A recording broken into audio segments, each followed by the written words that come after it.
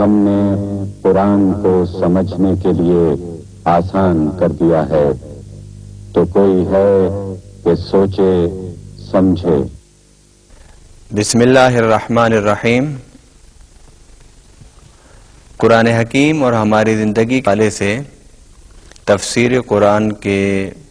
آج کے اس پروگرام میں ہم 12ویں پارہ کا خلاصہ اور اس کے اہم مضامین کا احاطہ کریں گے۔ 12واں پارہ شروع ہوتا ہے وَمَا مِن دَابَّةٍ فِي الْأَرْضِ إِلَّا عَلَى اللَّهِ رِزْقُهَا وَيَعْلَمُ مُسْتَقَرَّهَا وَمُسْتَوْدَعَهَا كُلٌّ فِي كِتَابٍ مُبِينٍ۔ 12ویں پارہ کے آغاز میں سورہ ہود ہے، اور سورہ ہود مکمل 12ویں پارہ میں ہے، مگر اس کی 5 آیات 11ویں پارہ میں ہیں۔ سورہ ہود کا آغاز ہوتا ہے الف لام را کتاب احکمت آیاتہ ثم فصلت من لدن حکیم خبیر اللہ تعبدوا الا اللہ، کہ جو قرآن پاک ہے یہ اللہ کی آیات ہیں، اور یہ اللہ کی آیات بہت واضح، بہت مضبوط اور بہت مستحکم ہیں، اور اللہ کی کتاب وحی اور اس کی آیات کا ایک ہی مقصد ہے، اور وہ مقصد اللہ تعبدوا الا اللہ، کہ اللہ کی عبادت کی جائے اور اس کے علاوہ کسی کو اپنا معبود نہ بنایا جائے۔ گزشتہ پاروں میں یہ بات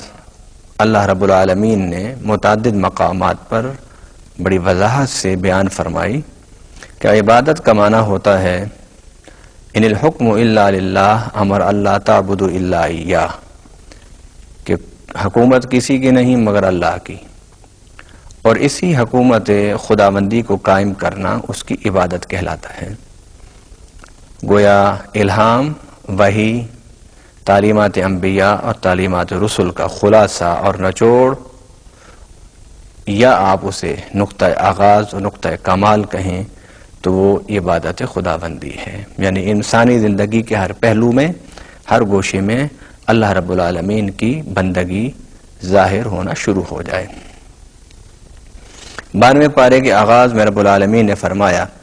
کہ زمین میں جتنے بھی چلنے پھرنے والی چیز ہیں،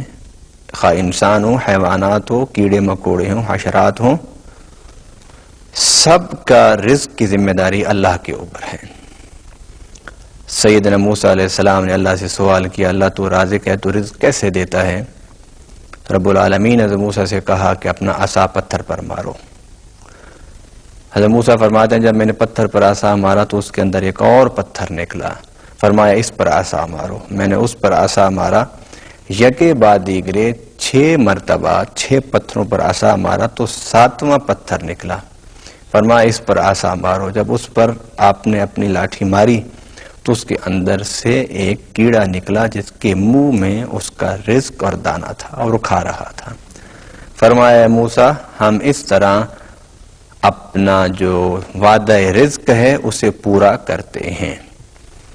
ناظرین کرام، سورہ ہود کے دوسرے رکوع میں اور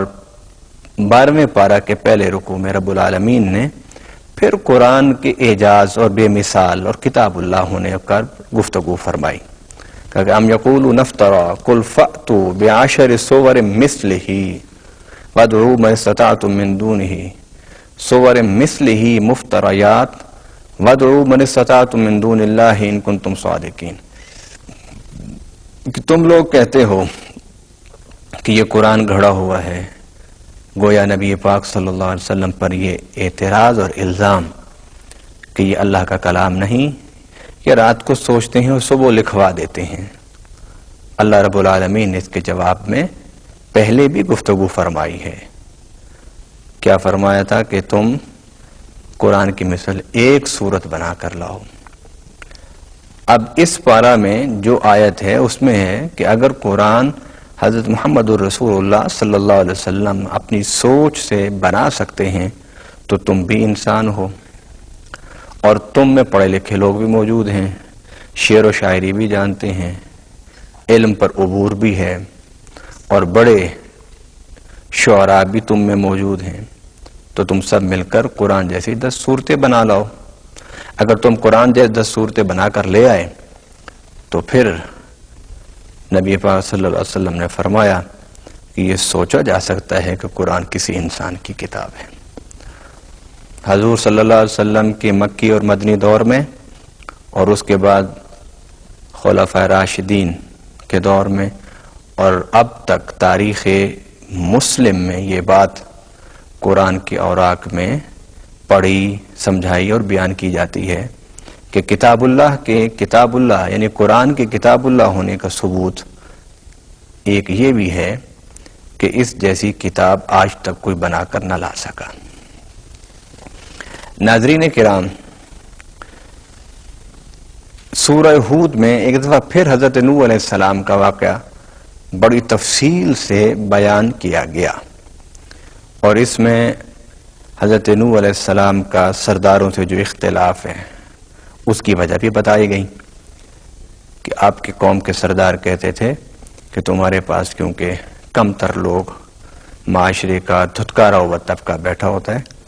اس لیے ہم تمہارے پاس نہیں آ سکتے، اور اگر تم ہمیں اپنے پاس بٹھانا چاہتے ہو تو پھر ان کو اپنے سے اٹھا دو اور ہم پھر تمہارے پاس آ کر بیٹھیں گے۔ تو حضرت نوح علیہ السلام نے کہا کہ وَيَا قَوْمِ مَن يَنْصُرُنِي مِنَ اللَّهِ إِن تَرَدتُّهُمْ أَفَلَا تَذَكَّرُونَ، اگر میں نے ان کو اٹھا دیا کہ جو اللہ کے دین سے پیار کرتے ہیں، رب کے دین سے محبت کرتے ہیں،